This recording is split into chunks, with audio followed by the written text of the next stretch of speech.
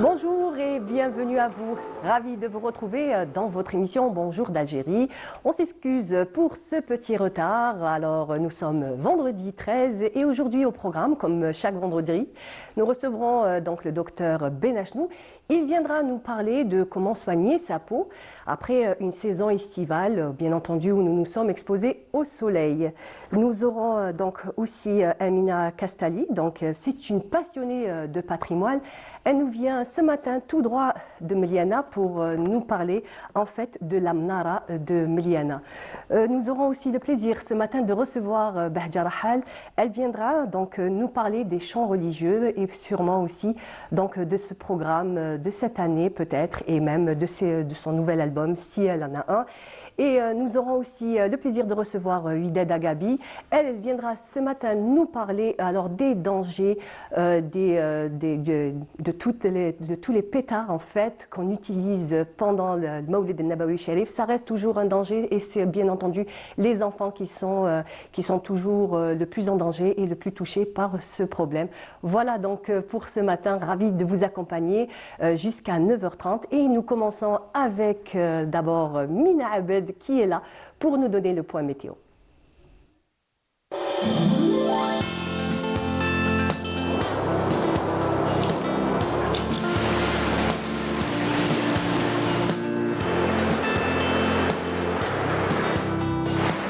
موبيليس تقدم لكم الأحوال الجوية. موبيليس معا نصنع المستقبل. Mina, bonjour. Bonjour Marie, bonjour. Ravi de te retrouver. Pareillement. Alors, il fait un peu frisqué, hein, comme hier. Un petit peu, oui. Franchement, la température a baissé, ça se sent. Ça se sent un petit peu, même type de temps qu'hier. Hein, et c'est pas pour nous déplaire, faut pas mentir. Non, j'avoue que non. Oui. J'avoue que non. Les soirées sont légèrement fraîches. Exactement, ouais. C'est parfait. Et tiens, en plus, j'ai remarqué, j'ai observé un truc ce matin, c'est que les feuilles ont commencé à faner.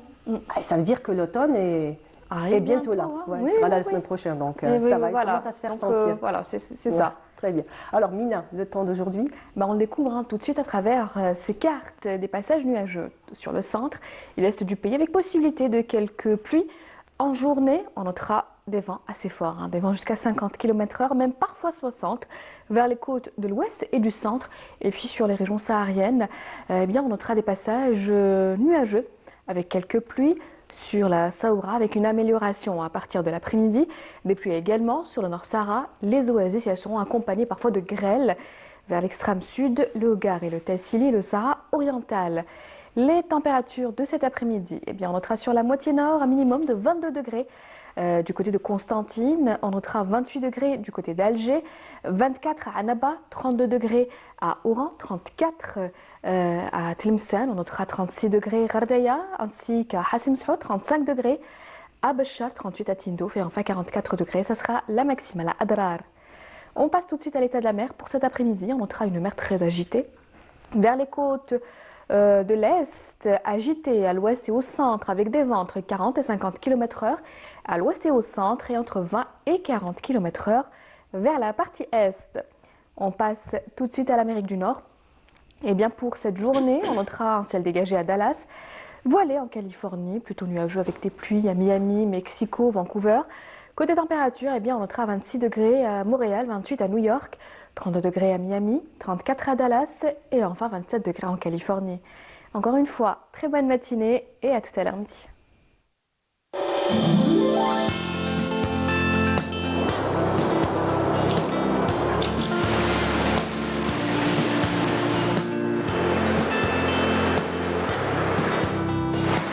موبيليس قدمت لكم الأحوال الجوية. موبيليس معا نصنع المستقبل. Merci beaucoup Merci. Mina. Alors on continue et je vous propose tout de suite d'apprécier le maître de la chanson Chabi, Allah yarhamou al-Hashmi Garwabi, الماضي غلقت بابو وقضيت عليه. On apprécie. غلقت بابو وقضيت عليه مضات حوالو كلها حتى للنهاية ما بقي في البال غير راحة بعد هواليه كل اللي شي ما صار بقات قصاته غير حكاية طفات شموعه طاح لي نسيان عليه الماضي راني غلقت بابه وقضيت عليه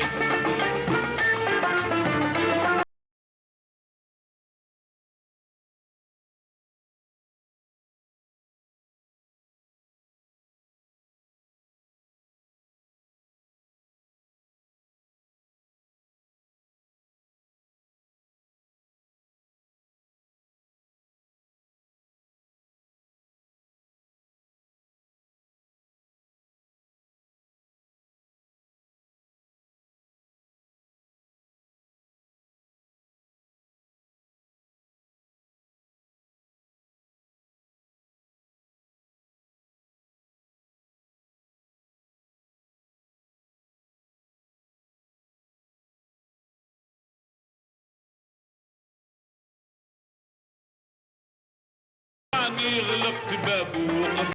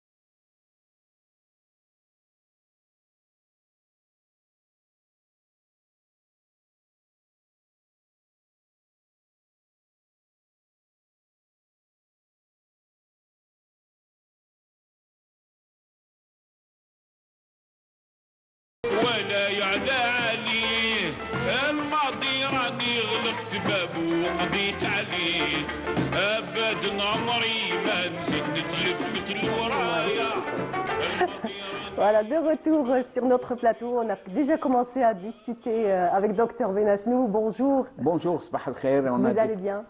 On a discuté de la chanson de Grouabi qui est merveilleuse. Exactement, Elle est merveilleuse. Avec panache et l'orchestre et le Hachmi, Allah yarhamou. Allah yarhamou, exactement. Alors, Dr Benachnou, comme je l'ai annoncé tout à l'heure, on disait que bon, la saison estivale est terminée. Il y a encore des retardataires encore. Il y a des gens qui profitent encore. Il y a toujours le réchauffement climatique, ne vous en faites pas.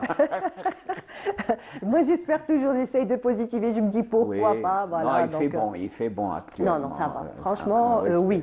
Donc, on a passé l'été au bord de la mer, on s'est baigné, on a bronzé. Donc, tout ça, c'est clair que ce sont des agressions, que ce soit pour notre peau. On s'est exposé au soleil. C'est clair. Voilà, donc, nos cheveux en prennent un coup, la peau aussi. C'est très bien que, quel que soit X, c'est vrai que la couleur allée, dorée du bronzage, c'est joli, c'est beau, mais c'est pas très bon pour la peau, en réalité. Oui. Tout ça, on a pris notre dose de soleil. Et heureusement qu'on vit en Algérie, qui est un pays béni par le soleil, c'est vrai. On a cette chance. Mais les bonnes choses, il faut savoir les utiliser. Allah nous a gratifié de belles choses, mais il faut savoir les utiliser parce que mal utilisées, elles peuvent se retourner contre nous. Et tout ça, c'est notre comportement. Vous avez parlé du bronzage, d'avoir le corps hâlé, le visage, pour quand on reprend le travail. On va un petit peu rouler des mécaniques. Ah ouais, on est bien bronzés. Les bellâtres ou bien la belle femme bronzée, tout ça. Mais surtout nous les femmes, on n'a plus besoin de se maquiller. Hein. Quand on est bien bronzé, on utilise beaucoup moins de produits. Voilà. Mais bronzé, ça veut dire qu'on a bousillé sa peau. Vous savez, premièrement, qu'il y a différentes peaux. C'est-à-dire qu'il y a des gens qui ont différentes peaux, des peaux blanches, des peaux un petit peu. C'est en fonction d'un produit naturel, d'un colorant entre guillemets naturel de la peau qui est la mélanine. Oui. La mélanine. Plus on a de mélanine, plus on a la peau foncée. Voilà, ça c'est pas du bronzage, c'est de la destinée. Voilà. Mais il y a des peaux qui sont extrêmement exposées et hélas, il y a de plus en plus de cancers de la peau. Les peaux les plus exposées au danger, ce sont les peaux claires, les peaux blanches. Surtout, beaucoup plus grave, surtout celles qui portent des taches de rousseur, les grains de beauté. Les graines de beauté. Les graines de beauté, c'est ce qu'on appelle les mélanomes. Il y a une augmentation flagrante des cancers mélanins parce que c'est un petit point de beauté, un grain de beauté, mais s'il se développe à cause du soleil, il va s'implanter dans la peau et donner un cancer de la peau assez méchant. Les deuxièmes peaux dangereuses, ce sont l'ashqar en arabe. C'est ce qu'on appelle rougi. Rougi, ah oui. Rougi chez nous, ça c'est aussi dangereux. Comme vous avez dit, les taches de rousseur, ça existe. Alors ce sont des gens qui doivent... pourquoi ?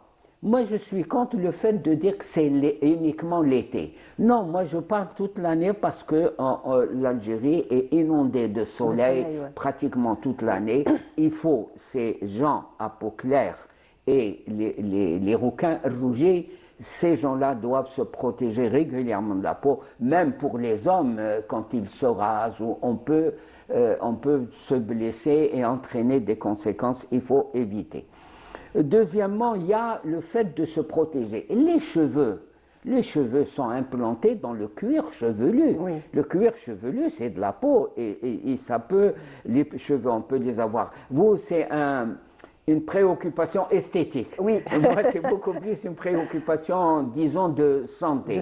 On peut avoir des cheveux cassants, des cheveux desséchés, parce que les cheveux, le cuir chevelu, sécrète une huile, le sébum, qui permet d'humidifier, de protéger Mais à partir du moment où on assèche, entre guillemets, ce cuir chevelu, les cheveux commencent j'ai les cheveux qui tombent, ça, attention, les cheveux qui tombent, c'est aussi un signe de la santé. On peut, par exemple, les anémies entraînent, surtout chez la femme, des chutes de cheveux. Oui, en fonction de la quantité, on perd, je crois, 50 cheveux par minute, je sais pas, quand on se brosse par jour. Pour voir s'il n'y a pas de problème, il faut se pencher sur le lavabo et se frotter. Si vous voyez qu'il y a il y a des parasites, on peut élargir ou on peut perdre les cheveux partout. Il faut revenir un petit peu au niveau des brûlures. Vous savez, il faut comprendre ça. Ce rayon de soleil, c'est un truc de laser. Il faut c'est un concentré d'énergie. C'est comme si vous mettez votre main sur le feu d'une cuisinière. Alors là, on a les premiers jours, le premier jour où on va au bord des mers, on est tout rouge. On est comme une écrevisse, des crevettes. Bien sûr, si on n'a pas mis de protection solaire. Même, on va revenir sur la protection solaire. Alors, quand on est tout rouge, ça c'est une brûlure premier degré. Vous savez que les brûlures, c'est premier, deuxième, troisième degré. Oui. Et c'est fonction de quoi? C'est fonction de la pénétration du rayon de soleil de ce laser à travers la peau. Parce que la peau, c'est des couches. L'épiderme, le derme, je ne vais pas faire... mais le troisième degré, c'est une brûlure qui pénètre très fort à l'intérieur. Et là, il faut agir comme si on avait... C'est pas comme si on avait. Il faut agir comme une brûlure exacte. Comme un accident, par exemple, domestique, on s'est brûlé avec de l'eau, ou avec de l'huile ou autre chose tout comme ça, c'est une brûlure. C'est ce qu'il faut comprendre. Le teint, on est rouge, ou là, le temps allait. Ensuite, la peau. On a un crédit soleil, c'est-à-dire la nature nous permet de faire les faux, mais à un certain degré. Sinon, la peau, qui est elle aussi très malléable, très souple, va devenir saine. Surtout que quand on va à la mer, juste après, on prend une douche. On prend une douche, ça veut dire quoi? On met l'anti-douche. Oui. En plus de paraître bronzé, il faut sentir bon. Donc, mais ça, Donc ça a une double agression. une double agression, ça va décaper la peau D'accord. et ça peut entraîner des eczémas ou des dessèchements de la peau et qui peuvent être entraînés très désagréables et très dangereuses. Donc, vous voyez que le soleil, oui, le soleil, c'est important, mais il faut qu'on le respecte. Si on ne le respecte pas, à ce moment-là, on paye les pots cassés. En fait, ça sera en fait l'inverse de ce qu'on voulait, de ce qu'on avait envie Voilà. de faire, hein, quoi. Se faire Aussi, du bien. il y a autre chose, pardon, en Oui. voyant ça.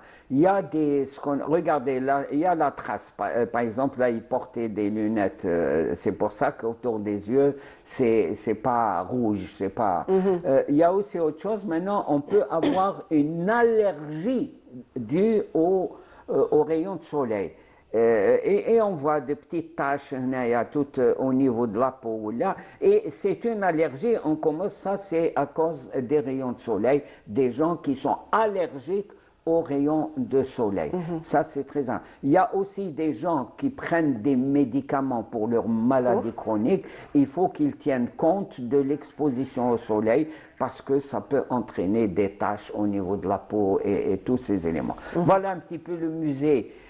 Pas de l'horreur, le musée désagréable. On va dire le revers de la médaille voilà, mais de que la saison l'on estivale. recherche, c'est pas le soleil. Le soleil est quelque chose d'extrêmement important, surtout pour les enfants. Quand on les expose, ça aide à la production de vitamine D qui va renforcer les os. Justement, c'est vrai que c'est bon, comme vous étiez en train de le dire, à un certain degré, avec Un temps d'exposition. Un temps d'exposition, et même les enfants aussi, on sait très bien que pendant l'été, quand ils sont exposés au soleil, donc il y a les os qui grandissent, les dents aussi, donc Voilà. tout ça c'est important, mais aussi en même temps Pas trop, s'exposer. pas Voilà. trop, voilà. Il faut laisser les enfants, filles ou garçons, gambader tout nus au soleil. Ça, c'est excellent pour eux, mais à partir d'un certain moment. Le matin très tôt, jusqu'à Le à peu près matin, 10 très tôt, heures. même en pleine zénith du soleil, mais c'est question de temps d'exposition. D'accord. Ça, c'est important, dans le sens également où la protection, ils avaient dit que la protection, les crèmes solaires et tout ça, mais c'est la tendance. Les recommandations actuelles de l'OMS, c'est une protection physique, c'est-à-dire pour les enfants et même pour les gens, porter des pulls à manches longues oui. et tous ces éléments-là. D'accord, très bien. En tout cas, merci beaucoup, Dr Benachnou, pour De toute, rien. On clôture la saison estivale. On clôture la saison estivale. Voilà. Merci beaucoup, De rien. Dr Benachnou. Tout de suite, je vous propose d'apprécier Bahja Rahal en concert. قلبي تعلق وجفا جفني لما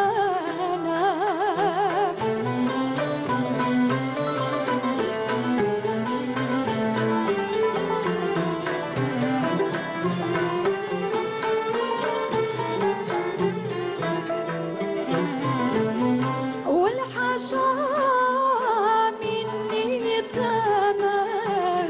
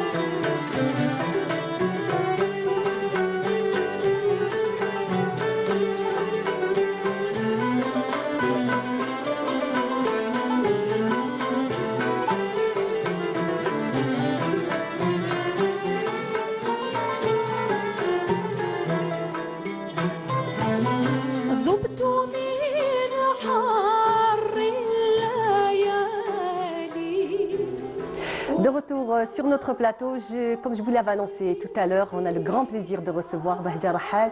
Bonjour. Bonjour. Bahja Rahal, comment allez-vous? Très bien, alhamdoulilah. Très heureuse de vous recevoir ce matin. Moi Donc, aussi, merci. Toujours envoûtée par votre voix, par le chant, par cette musique andalouse qui nous fait rêver encore, hein, qui, on va dire, éveille nos sens. De toute façon, c'est notre patrimoine, donc c'est vrai que c'est ce qui nous inspire, ce qui nous donne cette envie d'avancer, de créer toujours, et même surtout d'interpréter ce patrimoine.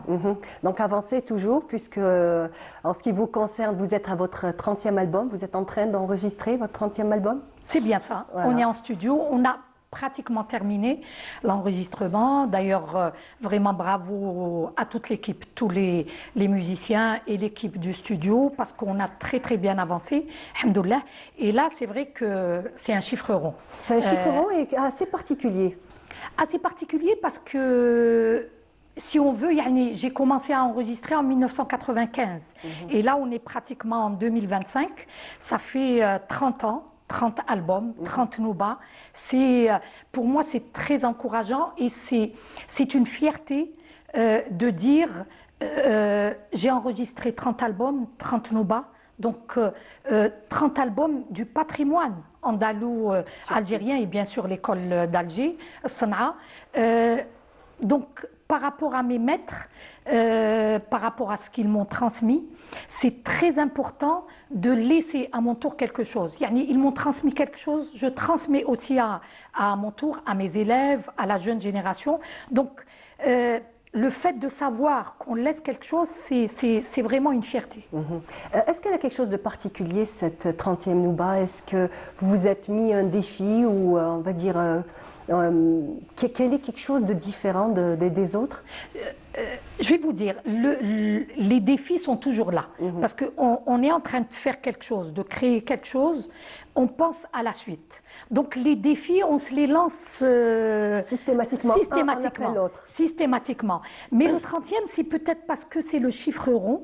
On tenait à ce 30e album et dire que, parce que c'est vrai que même quand on parle de 10 albums, 10 noubas, c'est pas rien.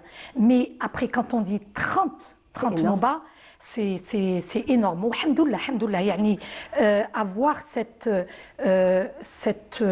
force, cette passion, cette inspiration pour continuer, c'est quand même, comme j'ai dit tout à l'heure, c'est grâce à mes maîtres, parce qu'ils m'ont vraiment bien formé, alhamdoulilah. Donc c'est grâce à cette formation, cette transmission que je dis toujours, je suis armée pour continuer, pour passer le flambeau. Donc on est à la veille du Mawlid Nabawi Sharif. La chanson religieuse fait toujours partie intégrante. Bien sûr. C'est comme Kinahadrou à la Ramadan. Le Ramadan, c'est important. On prépare toujours un programme في المدح في الجد.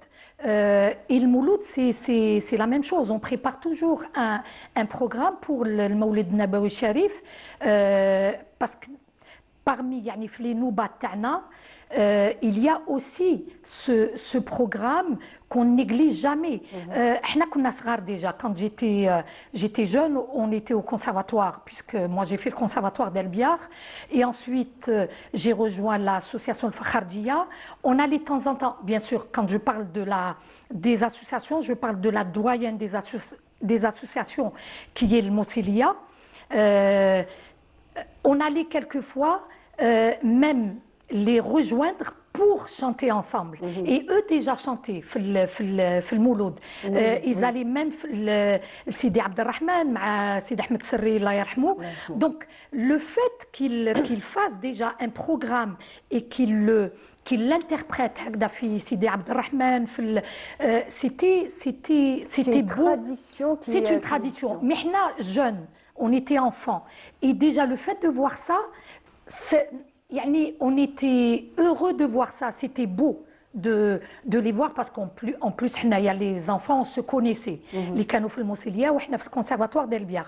On se connaissait, on les voyait déjà هكذاك في la télé وفي الجمعية عندهم en train de chanter المدائح يعني المولوديات comme on dit. في المولود c'était beau déjà. Et donc on voulait faire la même chose. في الفخارجية, on est arrivé à faire la même chose. Donc on essaye aussi de continuer, de perpétuer cette tradition. C'est très important. C'est très très important. Donc les anciens l'ont fait. Maintenant la relève, on va dire, est à vous, tous ceux qui êtes dans ce monde de la musique andalouse, de la musique aussi. Vous savez, au départ, les années 90, quand j'ai commencé à enseigner en France, aux enfants, qui sont bien sûr la relève pour cette musique andalouse, la nouba, certains dans ma classe, quand j'ai parlé de le Mouloud, le Mawlid Nabawi Sharif, me disaient non, je ne sais pas ce que c'est. Donc 2 jours après, j'ai demandé, parce qu'il y avait des profs d'arabe, c'était l'ELCO à l'époque, l'enseignement de la langue et culture d'origine qui dépendait de l'Algérie. On enseignait ça à Paris. J'ai demandé aux professeurs d'arabe qu'on fasse une fête commune. Donc on leur a ramené bien sûr des bougies, tamminal, tout ce qui est traditionnel, quelques plats, quelques pâtisseries algériennes ou bien sûr tammina pour marquer l'événement et pour leur montrer cette tradition. Et ils étaient émerveillés. Et depuis, d'ailleurs, les parents m'ont dit ah oui, maintenant, oui, il faut qu'on le fête à la maison, qu'on leur dise que voilà, le Mawlid Nabawi Sharif, voilà, c'est comme ça qu'on le fête. C'est une tradition qu'on fête ici en Algérie avec, on va dire, beaucoup de joie et en mettant le point toujours sur toutes ces traditions, ces petits gestes, que ce soit les bougies, que ce soit les plats traditionnels. En fait, on le marque et on va dire il a toujours ses marqueurs. Le Mawlid Nabawi a des traditions bien précises à lui. Donc, vous avez aussi encore, on va dire, un long programme devant vous, donc une année chargée, puisque vous avez des masterclass qui vont se dérouler à Montréal, au Canada. Alors déjà, avant ça, puisque bon, on est à la fin septembre déjà, donc début octobre, puisque j'ai une école à Paris, l'association Rythme Harmonie, où on existe depuis 2008. Et là, donc, la rentrée se fera le 5 octobre. Les enfants, ça sera le matin. On les accueille, on leur explique comment vont se passer les cours. Donc, pour les enfants, c'est les samedis matins. Les adultes, c'est mardi, mercredi et jeudi soir. Donc, la rentrée se fait le 5 octobre. Et l'après-midi du 5, il y aura une masterclass ouverte. Si on veut, un atelier pédagogique. C'est vraiment pour donner quelques notions à des personnes qui n'ont jamais fait de la musique andalouse ou la veulent apprendre, avoir quelques notions. Donc c'est un atelier ouvert et à partir du 8 octobre, les cours commencent. Ça, c'est pour l'association Rythme Harmonie. Oui. Et normalement, à partir du 29 septembre, je commence des ateliers à Marseille aussi. Ça, c'est l'Institut international des musiques du monde. C'est à Aubagne. Donc, ça sera pour toute la saison. Et c'est un cursus sur 4 années. Donc, Hadi, Inch'Allah. Plus j'essaie quand même, on va commencer aussi les masterclass ici à Asema avec la gérante Mana El-Gharbi. Donc, ça sera aussi pour toute la saison à partir de la fin septembre. Et c'est vrai que vous avez parlé de Montréal, donc je serai là-bas d'ailleurs du 10 au 18 novembre, Inch'Allah, donc pour des masterclass et un concert, parce qu'on est en train de préparer un programme avec l'association, l'école Mezrna de Montréal. On prépare une nouba, donc je vais interpréter une nouba dans le mode Maya, et c'est l'association Mezrna de Montréal qui va m'accompagner pour ce programme. Et on a préparé un programme en deuxième juste après la Nouba. Donc le concert, ça sera le 16, une masterclass le 17, Inch'Allah, le 17 novembre.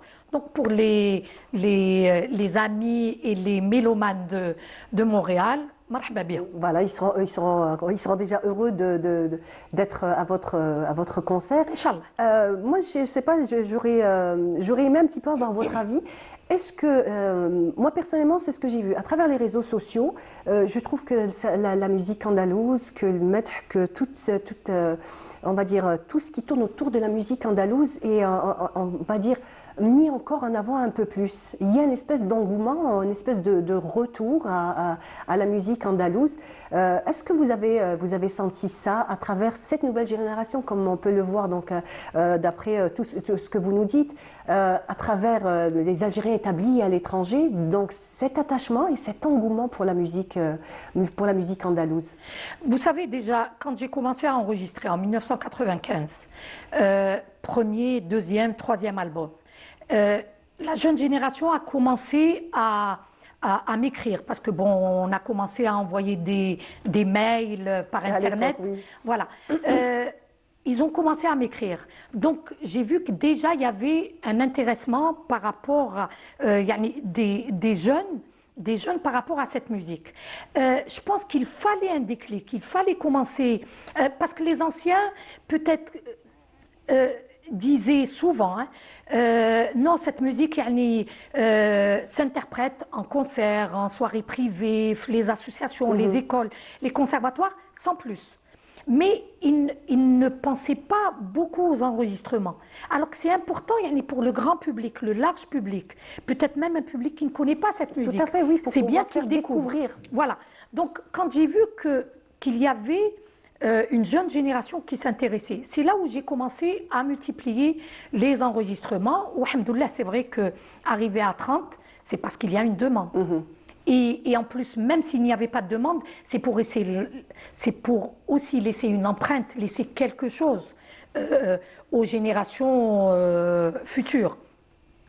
Donc, même avec les années, maintenant avec les réseaux, on voit que les jeunes s'intéressent de plus en plus. Mais c'est vrai que ils sont là, ils écoutent, ils découvrent, et on voit même des enregistrements de la jeune génération. Même, ils enregistrent un single, comme ils appellent, une chanson. Une chanson. Mahlech, c'est bien. Peut-être que ça plaît aux jeunes. Comme je dis, moi, je ne suis pas chanteuse, je suis interprète. Donc, la nouba est là. J'interprète des noubas, je les enregistre. Il y a des jeunes qui enregistrent des singles. Ça plaît aux jeunes aussi. Mais c'est peut-être une manière de les ramener aussi vers la nouba complète. Leur faire découvrir cette nouba, ses notions, sa structure. Donc c'est toujours intéressant. Donc les réseaux sont un plus. Avant, il n'y avait même pas les enregistrements. Il y avait le maître qui était là, le disciple en face, qui m'encolou yirtaf, parce qu'il essaye de mémoriser le maximum. S'il arrive, c'est très bien. S'il a le talent de mémoriser, c'est très bien. Sinon, tant pis. Oui. Voilà. C'est une sélection qui se fait d'elle-même. Donc, maintenant qu'il y a les enregistrements, donc le CD physique, même la radio, même la télévision et tout, on peut sauvegarder d'une autre manière. C'est pas juste par la mémoire.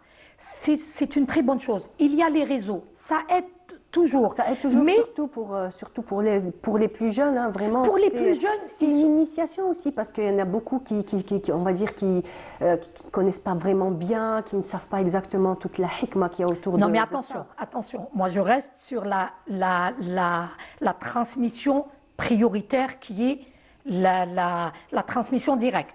Non, bien entendu. De maître à élève, direct. Mais par les réseaux et tout, c'est un plus. C'est un plus. Ça, il faut dire aux jeunes que la transmission directe est très importante et la plus importante, est nécessaire. Et ensuite, pour le reste, c'est un plus. Mais on peut aussi, des jeunes par les réseaux découvrent. En fait, piquer la curiosité. Bien sûr, c'est très important. Et les réseaux jouent un rôle important. Mais attention, quelquefois, à la dérive. Il faut prendre il faut essayer de cadrer, d'encadrer ces réseaux. Donc, من بعد, essayer d'aller à ce qui est peut-être plus juste, mais ce qui peut être le plus près de la vraie formation. Très bien. En tout cas, merci beaucoup. Merci beaucoup d'avoir été ce matin parmi nous. Je sais Merci pas à vous. Voilà, donc tout de suite, on va regarder un sujet sur l'horloge de Miliana. Et je crois que vous avez eu l'opportunité de discuter un petit peu avec notre invité qui est venu de Miliana.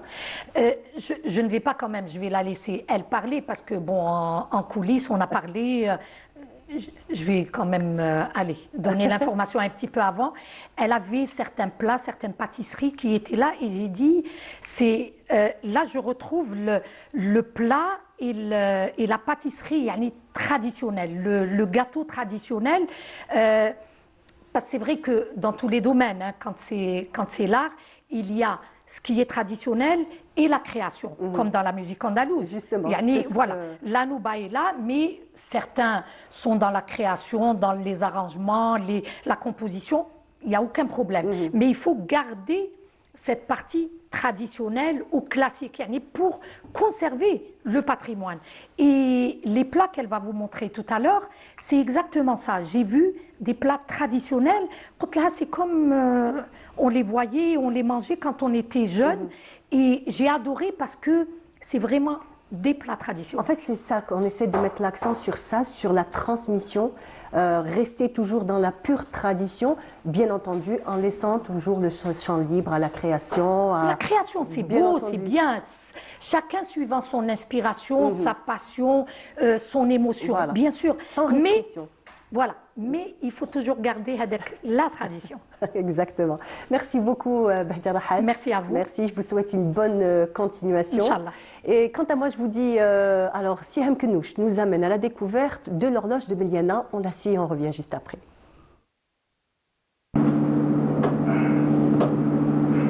Un mécanisme qui perdure. Et puis, à midi, 12 coups, comme chaque horloge qui se respecte. Nous sommes à Miliana, devant un vieux minaret qui date de l'époque ottomane, transformé au milieu du 19e siècle par la France en horloge. Que cette horloge n'était autre que le monument de l'ancienne mosquée El-Batha, ou bien dite Jami'a Turk. Donc cette mosquée a été construite durant le début de la période turque. Et lors du tracé de la nouvelle ville par le génie militaire français, donc cette mosquée a été détruite en 1844 pour être transformée en place publique et son minaret en tour d'horloge. Un monument qui défie le temps et qui a indiqué déjà l'heure à plusieurs générations. Dans le musée de la ville, nous découvrons sa plus ancienne cloche, faite en bronze. La ville de Miliana va faire plusieurs sites et monuments historiques. Donc on a choisi cette horloge-là lorsque les visiteurs viennent visiter ce site. Donc on leur offre ce monument.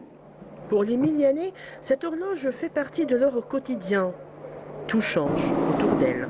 Les rues, les saisons, les gens. Mais avec elle, le temps est toujours ressuscité.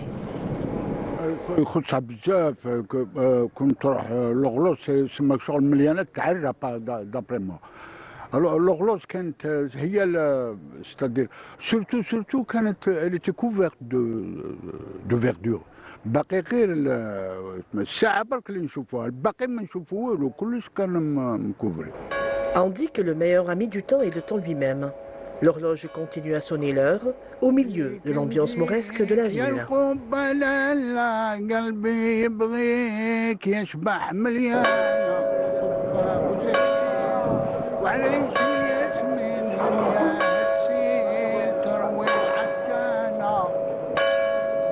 retour sur notre plateau, comme vous pouvez le voir, donc il y a une petite métamorphose. Il y a des fées qui sont passées par là, donc qui nous ont ramené plein de bonnes choses, nous faire découvrir des mets traditionnels.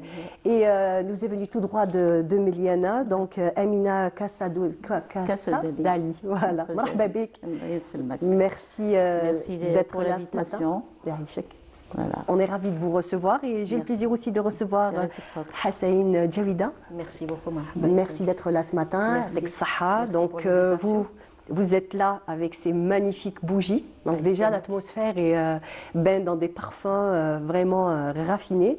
Et avec vous donc Amina, c'est plutôt tout ce qui est tradition. Vous nous venez de Miliana avec quelque chose de très spécial, donc, qui est la Mnara, de Miliana. Racontez-nous un petit peu, on sait très bien qu'il y a une très belle histoire autour de cette Mnara. La Mnara, c'est le grand-père. D'accord. Le grand-père, Qasta Ali Tayyib, Al-Hajj Tayyib. En 1930, il a décidé de faire le bateau. Le bateau, c'est la flotte turque quand elle est rentrée en Algérie. C'était la progéniture Tao Lejeva en Algérie. Très bien. Voilà. Donc en fait, il a décidé de faire, donc, le ce bateau en modèle même temps, réduit. c'était un armurier, c'était un artisan. Très bien. On est de famille artisan, que femmes que les hommes. Voilà. C'était un armurier, il a confectionné, il a fait des canons, des petits canons, tout autour du bateau. Il a fait le bateau et en même temps les canons. Et les canons, et c'était le jour de Mawlid Nabawi Sharif. En 1930, il a réussi à faire le bateau et c'était le 100e anniversaire de la colonisation en Algérie. Alors, donc pour marquer l'histoire. Pour marquer l'histoire en Algérie. Dans notre, voilà. Et c'était pour sauvegarder les traditions. Les traditions algériennes. De son atelier, Fsharq, c'est Nas el-Fahs, comme ils disent. Il avait un atelier, il a fait le bateau, il a fait les roulettes, il a fait marcher le bateau jusqu'à la ville. Donc de son atelier, donc, de Sharq, il est rentré à Miliana. Très bien. Sharq, c'est maintenant... Ça fait une distance à peu près de combien pour qu'on puisse un petit peu... 7-8 kilomètres. D'accord. Voilà. Il est rentré à Miliana, il a fait le tour de la ville, il s'est arrêté devant la mairie. La mairie, c'était la colonisation, on voulait l'attaquer. Bien entendu. Et de cela, ils ont respecté l'islam, la religion, ils sont retirés 3 pas en arrière, ils l'ont salué et depuis le jour-là, en 1930, a commencé le Mawlid Nabawi Sharif à Miliana avec le Mnara. Et le Mnara ne s'est pas arrêté juste à Miliana. Il a pris le Mnara Tao jusqu'à Cherchel pour essayer les canons. Il a fait aussi le tour de Cherchel. Donc un symbole de résistance, un symbole aussi pour tout ce qui est tradition algérienne, l'a marqué. Et en même temps, donc, son travail a été à travers l'histoire. Il a fait descendre jusqu'à la mer pour essayer les canons. D'accord. Donc il a essayé ces canons? Oui, il a essayé ces 12 canons. Il les a essayés. Maintenant, Cherchel fait le Mawlid Nabawi Sharif avec le bateau. À minuit, ils le font descendre le Bhar et ils les lancent. D'accord. Donc il y a des...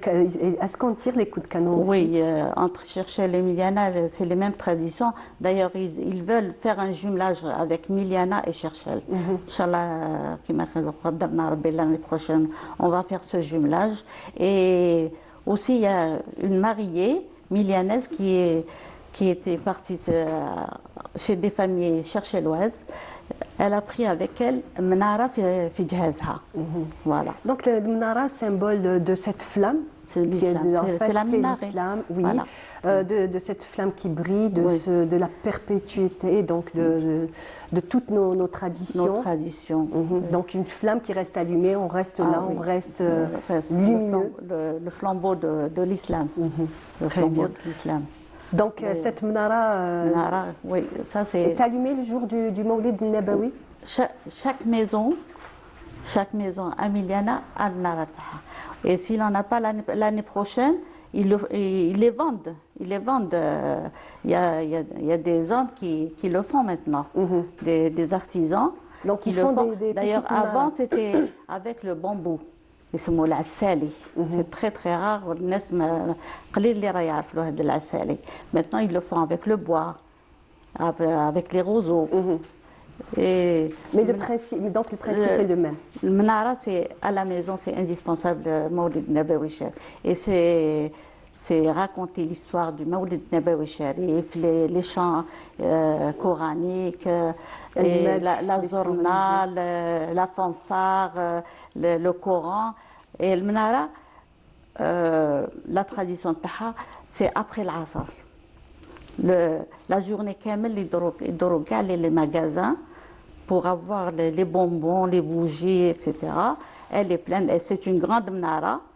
Donc en fait, elle est chargée, on a rempli Elle est chargée, plein de friandises, plein de gâteaux, plein de beaucoup de choses. Et en fait, c'est les gens de Miliana qui mettent, qui offrent. Toujours. D'accord, c'est des dons. Chaque année, d'ailleurs, dimanche, on a le Menara Miliana. Ah, باقي نجي عندكم مليانة. يعيشك. Et maintenant, ils font plus le Shag parce que après la décennie, la maison est tombée en ruine, etc. Maintenant, ils ont la Nasr, l'école Mouchir Zitouni. Ces deux-là, ils prennent le départ avec la Bourda, la Zorna, etc. حتى يدخلوا المليانة. Très bien. يدخلوا المليانة ومن بعد ils se dirigent vers le mausolée, الوالي صالح سيدي أحمد بن يوسف. Oui. Ils font toute la ville avec le Zorna, la Fantasia, etc., etc. Et ils vont jusqu'au mausolée, ils la déposent. Et c'est le Coran, c'est le Madh dini et la tradition. Le soir, la Menara rentre aux enchères. D'accord. Oui. Donc elle est vendue aux enchères. Elle est aux enchères le soir. Très bien. Le soir, elle est aux enchères. Et l'argent qu'ils ramassent, c'est pour les pauvres. D'accord. C'est pour les pauvres. Et le Coran jusqu'à l'aube. Jusqu'à l'aube. Jusqu'à l'aube. Il y a des soirées, Chabi, Andalou, et même des festivités de Tahara, etc. Oui, d'accord. Vraiment une très belle ambiance. Oui. Alors nous à Alger, la tradition c'est la bougie. Donc dans le Mawlid Nabawi Sharif, c'est toujours quelques bougies allumées ou une seule. Oui. En tout cas, on doit allumer cette flamme donc, qui illumine la vie des musulmans. Voilà. Donc on va parler de bougies ce matin, comme je l'ai dit tout à l'heure, ça va annoncer à nos téléspectateurs. Franchement, il y a une odeur merveilleuse, donc avec ces magnifiques bougies. Un parcours un peu atypique. Oui.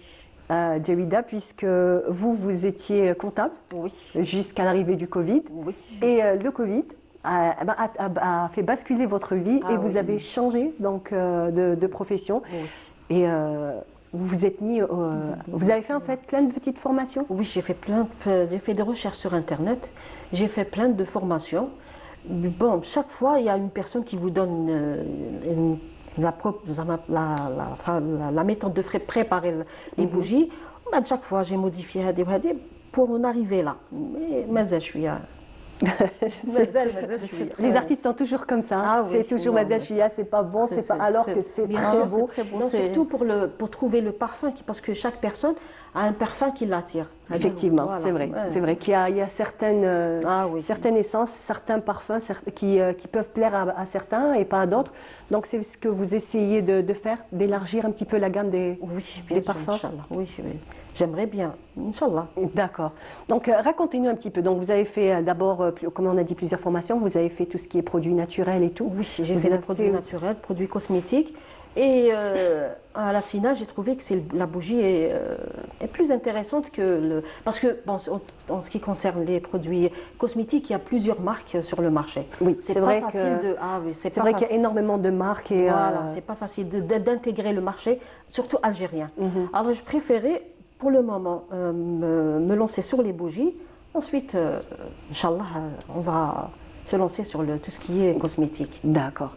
Parlez-nous un petit peu de la fabrication de toutes ces bougies, que ça se passe un petit peu. Comment ça se passe? C'est des bougies à base de cire d'abeille, c'est des bougies bio. Très bien. Ah oui, c'est des bougies bio. Donc, il y a une différence entre la cire d'abeille et la cire industrielle. Voilà, c'est des bougies bio. Là, au début, je faisais des bougies à base des produits toxiques. J'ai vu que c'est pas bon pour notre santé. Pas bon, effectivement. Donc allumer, surtout que ça brûle à l'intérieur de la maison, dans une petite base de pièce. pétrole en plus. Mais... Alors j'ai changé, j'ai cherché. C'est pas facile de trouver la cire d'abeille. Justement, j'imagine que ça doit être très difficile. Et en plus c'est cher. En plus pour vendre une bougie, déjà le fait de la présenter, le client, c'est pas facile de... D'habitude, on achète une bougie à 50 dinars. Vous lui proposez à 2000 dinars, il ne va pas accepter. C'est pas facile de la vendre. Mais petit à petit, on commence à accepter. Mais ça dépend du produit. C'est ça dépend du produit. Donc quelqu'un, on va dire, qui connaît qui arrive à reconnaître la valeur des choses. On sait très bien d'abord qu'il y a énormément de travail derrière. Comme vous dites, il y a des produits, sains, naturels. Donc la cire d'abeille, c'est extraordinaire. Donc j'imagine que aussi même les fragrances que vous utilisez. Vous essayez d'utiliser des fragrances naturelles? Ah oui. En plus, il faut chercher pour trouver la bonne fragrance. Parce que des fois, les producteurs, ils nous vendent des fragrances qui ne sont pas vraiment... Par exemple, un produit, c'est la même composition. Mais quand c'est pas le même parfum. C'est ça, et en fait, c'est ça avec tout ce qui est parfum, les huiles essentielles aussi. Surtout quand quelqu'un est connaisseur. Qui a un nez, quand on est un nez, c'est très compliqué. On arrive à faire toutes ces nuances que quelqu'un, on va dire, que d'ordinaire ne peut pas. Donc c'est très important donc d'avoir on va dire le bon dosage, la bonne et surtout on va dire le bon parfum. Ah oui, c'est pas facile, mais on commence à... D'accord. Donc, parlez-nous un petit peu des modèles. Comment vous choisissez tous ces modèles? C'est des moules. Bon, je les sur Internet. Je ne sais pas si je peux citer le... Non, on va dire juste que donc vous procurez vos moules à l'étranger. Je les prépare. En tout cas, ils sont vraiment très beaux. Je suis en train de mettre un petit peu le désordre. Voilà, j'espère qu'elle va tenir. Voilà, je voulais montrer ça. Franchement, aux téléspectateurs, cette magnifique fleur, donc quand on peut le voir. Alors, le parfum vanille, il est en forme de rose. En forme de rose, je vous donne à sentir. Oui, quand donc, elle a ouvert c'est très boîte, elle a ouvert la boîte. Oui, c'est ce que je lui dis. Je dis dès que vous êtes rentrés, tout a été embaumé. En même temps aussi, il y a tous ces gâteaux traditionnels. Les gâteaux traditionnels. Ça, c'est un plat traditionnel en voie de disparition. C'est le ftaïr.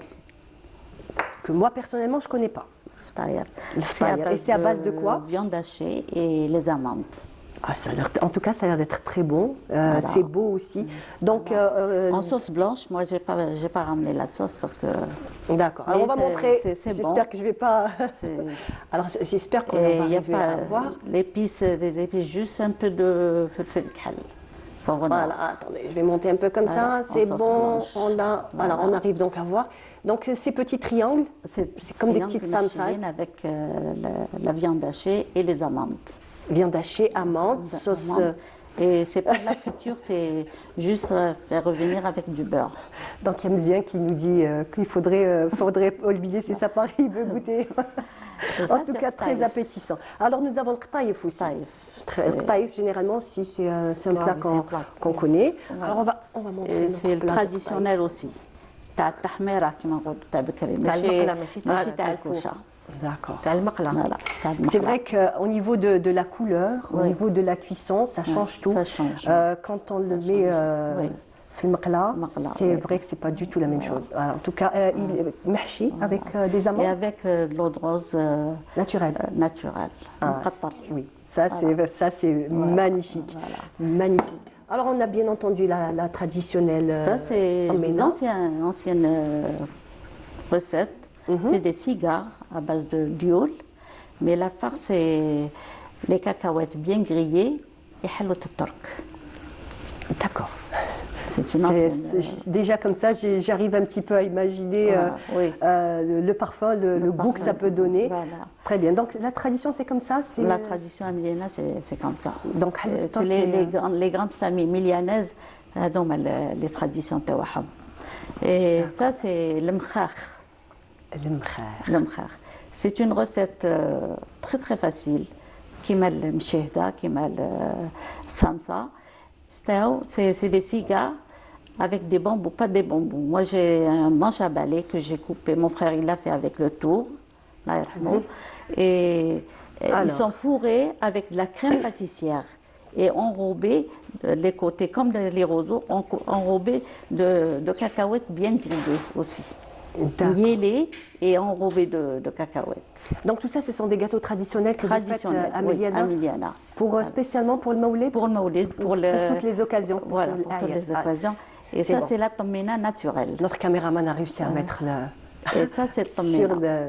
Alors le mkhakh, ça, ce qu'on vient de voir à l'antenne, donc ça s'appelle le mkhakh. Le mkhakh, oui. Très bien. Mkhakh. Parce que la crème pâtissière, quand vous mangez, c'est comme le mokh. Un petit peu, d'accord. Ok. Voilà, le mkhakh. Très bien. Et Voilà. nous avons bien entendu la tammena. La tammena tammena qui, à l'état naturel. et c'est quoi l'état naturel? l'état زبدة تاع البقرة. زبدة حرة. زبدة حرة. والعسل الحر. D'accord. Donc, وقرفة. même si c'est un peu calorique, mais ça reste très très bon pour la santé. Voilà. Ou le qarfa, bien entendu, qui est une épice qui a des vertus extraordinaires. On a aussi donc le miel aussi qui a.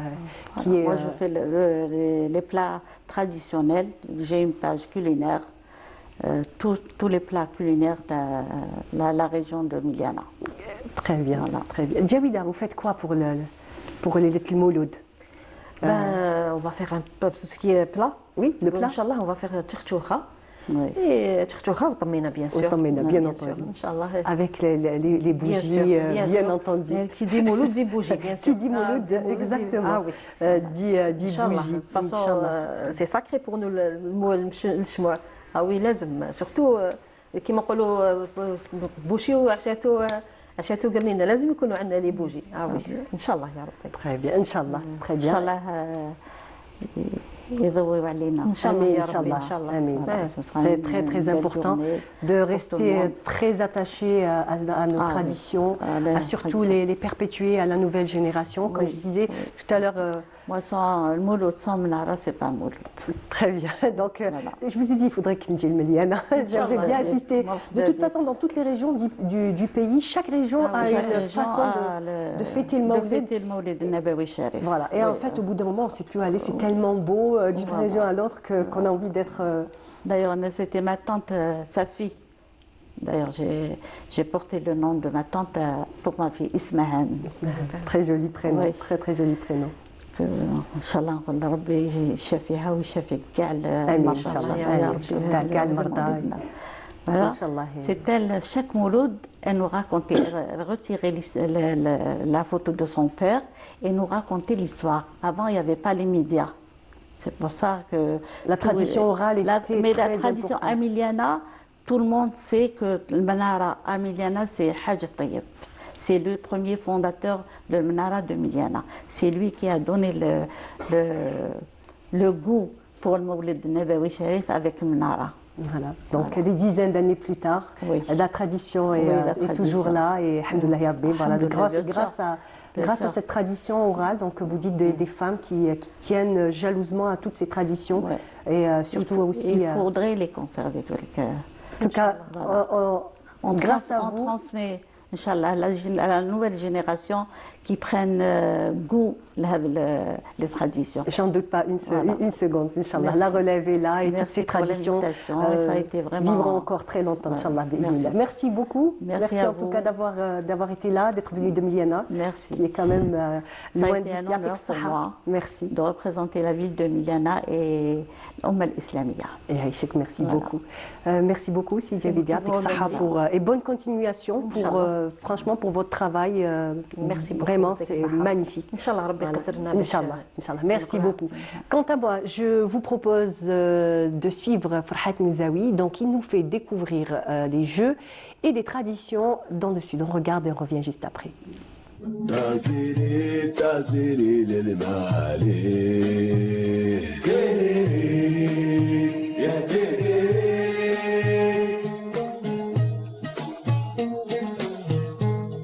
Aujourd'hui, l'association d'Iran nous accueille dans Qsar al-Mihan pour nous faire découvrir un peu les traditions, jeux et arts culinaires des Touaregs.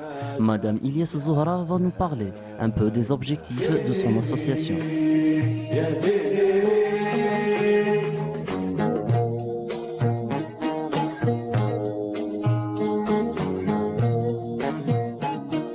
البيت تاع الجمعية مقسم على زوج حوايج. الحاجه الاولى كما قلت لك الحفاظ على التراث المحلي تاع المنطقه.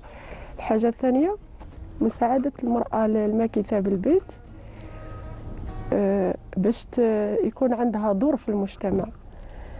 نقول لك تعزيز الدور تاع المراه الماكثه في البيت باش تنفع روحها وتنفع المجتمع وتنفع التراث هذاك باش ما ينقرضش.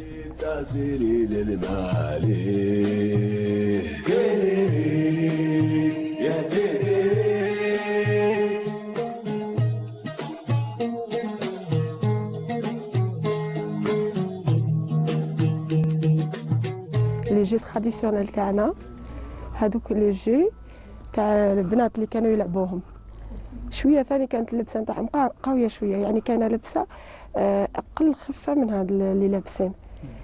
ما نهضرش على العرايس نهضر على البنات اللي كانوا يلعبوا في لي جي هذوك. لي جي تراديسيونيل تاعنا كاين تيدار كاين تيداس كاين دارا كاين تيكوا يسيغن كاين بزاف حوايج. هذوك نقولوا كيما هذا الوقت لو كان رجعوا سي حاجه مليحه ترومبلاسي البورطابل هذا او ولاد صغار يكونيكتيو يخدموا بالبورطابل. لو كان رجعت سي مانيفيك لو كان يرجعوا.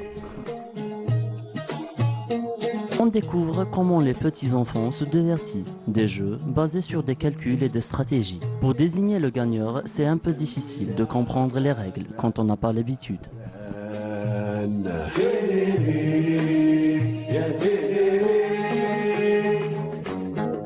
التروات هذيك كاين واحد العقده يديروها بالبوكاسي وبالجلبانه ناشفه يرحيوها تتولي كون فارينه وكاينه معاها يديروا الشعير ثاني كيما الفارينه ثاني يرحيوه يديروا به العقده هذيك ويديروا لها لاصوص تاعها بالقمح بالشعير.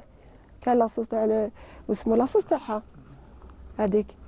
وكاين الفتات ثاني يديروا لاصوص تاعو بالعدس وهو الفتات شخشوخه نقولوا كيما الشخشوخه ورق هكا ورق يطيبوه على الحجره.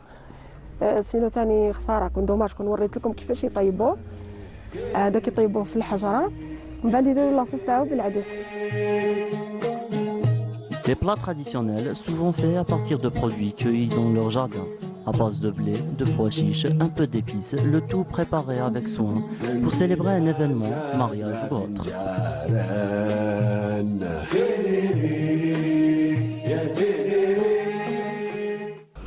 لاتيني تراديسيونيل بو عندنا فيها بزاف حوايج ماشي نقولوا تجي تلبس حاجه واحده هذه تراديسيونيل. كاين بزاف حوايج في لاتيني تراديسيونيل. عندنا اخباين كاين زوج طاري ومخمودي.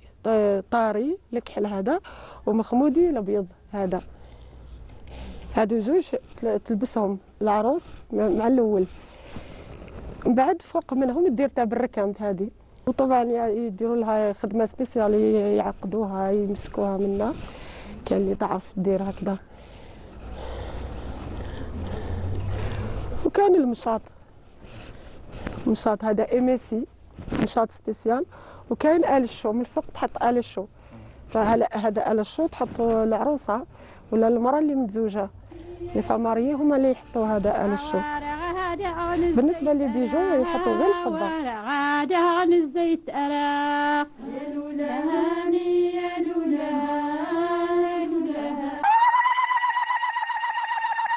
On habille la mariée, on la orne de bijoux, symbole de richesse, tout en lui chantant pour lui souhaiter une vie pleine de bonheur. يا دود تادويت يا دود مريم أنت مسروت تادوي يا دود تادويت يا دود مريم أنت مسروت ساتن كانون التكليت تستملو ملو تلا تتريت Les traditions aujourd'hui presque disparues, des associations qui œuvrent pour la transmission de ces traditions pour les générations à venir. On leur doit respect et encouragement pour leurs efforts. Voilà, toujours dans la sauvegarde des traditions, que ce soit dans toutes les régions d'Algérie. Et j'ai le plaisir de recevoir Wided Agabi. Bonjour Wided. Bonjour à tous, je suis contente d'être ce matin parmi vous. Donc docteur Wided Agabi, ce matin on va parler de petits accidents qui arrivent pendant le Maoulid Nabawi Sharif. On sait très bien que, mis à part tout ce qui est traditionnel, les bougies, les plats traditionnels et tout, il y a aussi donc les produits pyrotechniques, plus communément appelés les mharq. Tout à fait. Voilà, donc les enfants adorent, raffolent, c'est on va dire un petit moment où on s'amuse, on éclate comme ça tous ces pétards, mais ça reste dangereux. Tout à fait, oui. Malheureusement, justement, donc cette fête qui était censée pour certains être une fête heureuse où la famille sont là pour se réunir et tout, peut parfois tourner en drame et justement suite aux accidents dus aux produits pyrotechniques, comme vous l'avez dit, le mharaq, donc tout ce qui est feu d'artifice et tout. Donc surtout le plus dangereux, c'est que c'est des enfants qui sont en train de manipuler ces produits, parfois sans la présence des parents. Sans surveillance des parents, effectivement. Voilà, donc, ça finit aux urgences. Donc aux urgences, parfois c'est rien du tout, c'est juste une simple brûlure du premier degré, mais parfois ça peut être très grave, ça peut mener à des incendies, à des brûlures du 3e degré, donc il faut faire très attention par rapport à l'utilisation de ces produits. On va un petit peu, on va faire peur un petit peu aux familles, hein, pour leur dire que, comme vous dites, ça peut être juste un petit bobo, mais en même temps ça peut être très grave. Moi personnellement, je connais d'un voisin donc, qui a pratiquement perdu les 3 bouts de ses doigts. Donc, en plus, en fait, c'était un adulte, il devait avoir 16-17 ans. Oui. Voilà. Donc, oui. Donc voilà, c'est une réalité. Donc, c'est pas juste une blessure, par exemple, recoudre ou quelques points de suture. Ça peut carrément amener à perdre le bout de ses membres. Exactement. Donc, déjà, nous, en tant que médecins, on craint la garde du Mouloud parce qu'on sait très bien que les urgences vont être remplies par ces accidents en ophtalmo, en orthopédie. Comme vous l'avez dit, il y a des gens qui vont carrément perdre des doigts ou donc avoir des brûlures très graves qui vont nécessiter une greffe de peau carrément. Donc, et pour tout ce qui est accident au niveau de l'œil, au niveau des yeux aussi, donc oui, c'est catastrophique. Les urgences d'ophtalmo durant le Mouloud, on voit des accidents franchement dramatiques.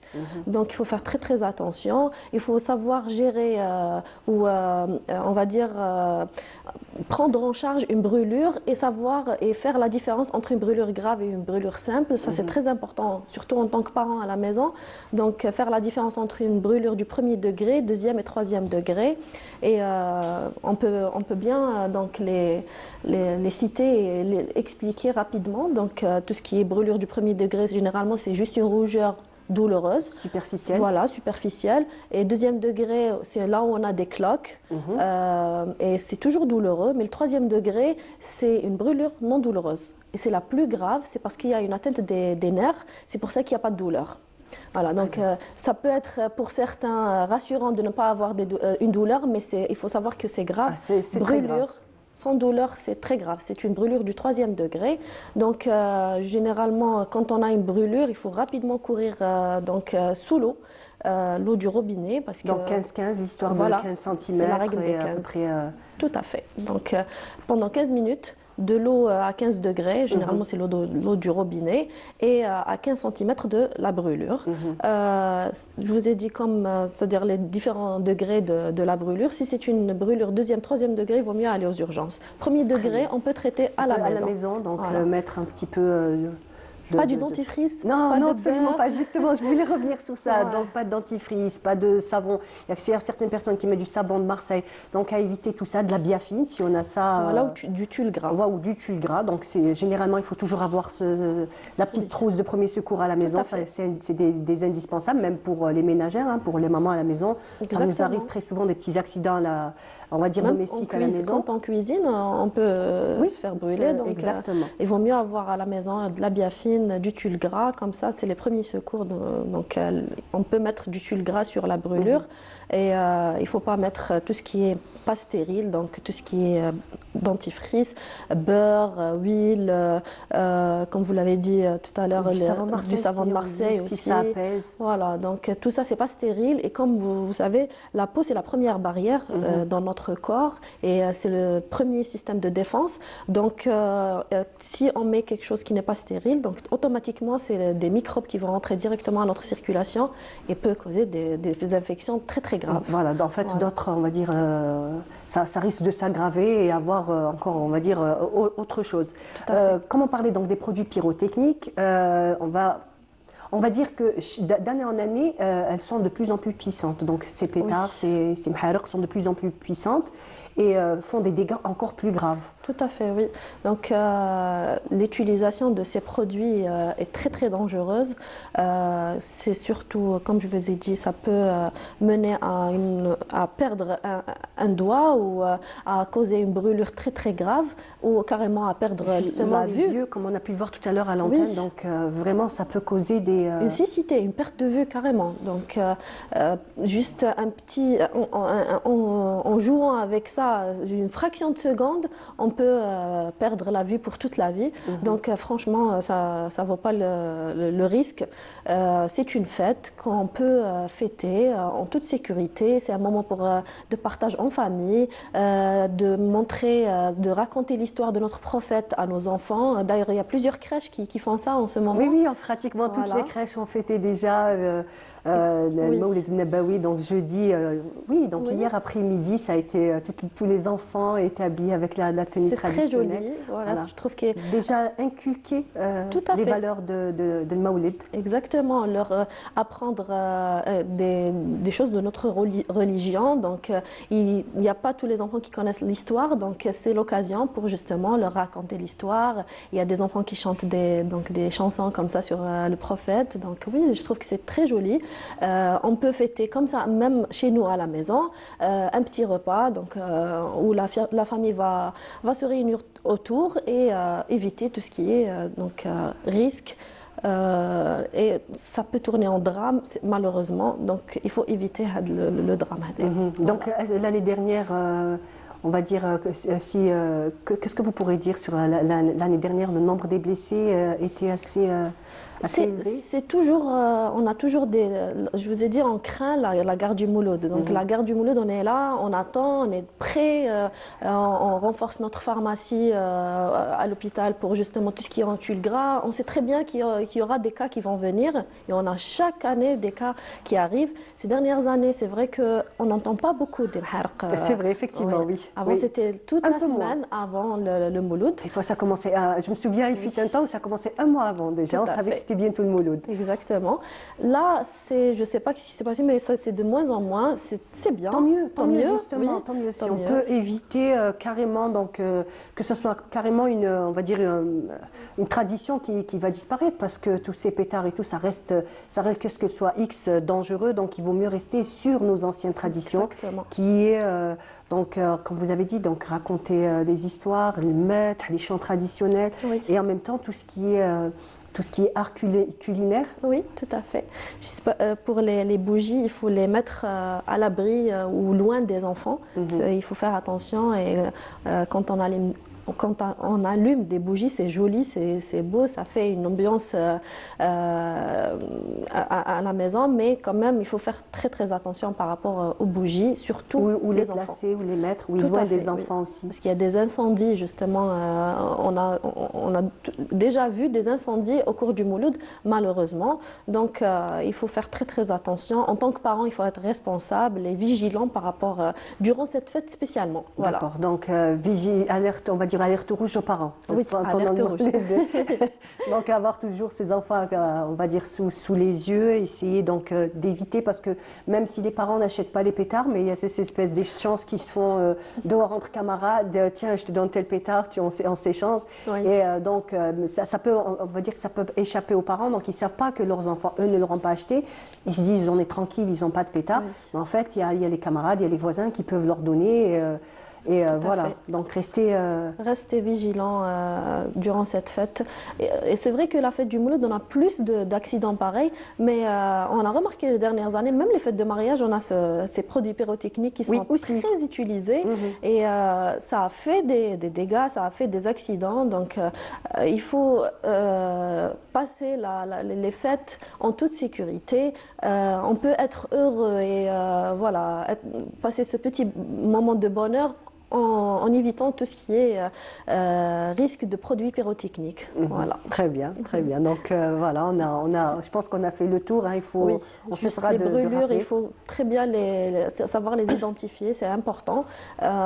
Et juste, je voulais parler des brûlures circulaires, parce qu'il y a des brûlures qui sont circulaires, qui tournent tout autour d'un bras ou d'un membre carrément. Donc parfois, ça a l'air d'être rien du tout, mais quand c'est circulaire, la peau, elle perd son élasticité, ça exerce un effet de garrot, donc, et le membre peut ne pas devenir viable.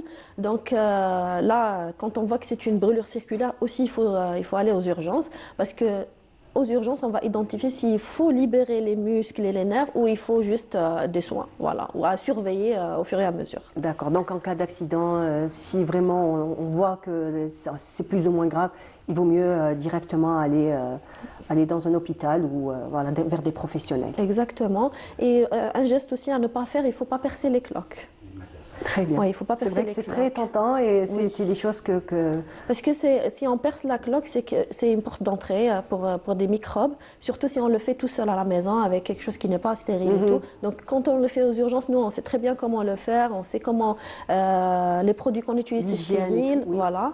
Donc il n'y a pas de risque d'infection et on sait très bien comment désinfecter. Par contre, si on le fait à la maison tout seul, là c'est une porte d'entrée pour les germes, pour les microbes. Donc risque d'infection, ça aggrave la brûlure. Voilà. Très bien, très bien. Merci beaucoup, merci à docteur Agabi. Merci. Je souhaite une bonne fête à tous nos téléspectateurs, tous les Algériens. Et voilà, donc bonne fête à vous. Et restez en sécurité. Voilà, restez toujours vigilants. Voilà, passez un bon moment avec votre famille. Très bien, merci beaucoup. Merci à vous. Voilà, je souhaite moi aussi donc كما يقولوا مولد نبوي شريف ان شاء الله نجوزوه بالهنا ça sera donc lundi mais l'île tous et ça sera dimanche inchallah. Voilà, on arrive à la fin de notre émission. J'ai été ravie de vous accompagner. Je vous dis restez toujours sur les programmes